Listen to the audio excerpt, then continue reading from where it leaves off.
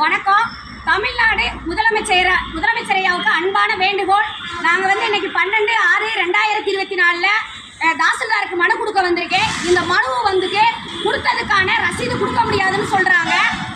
திருப்பூர் மாவட்டத்தில் 4, 5 வார்டுகளில் கூட அரசு பூமிக்கு தனி வட்டாட்சியரால் பட்டா கொடுக்கப்பட்டு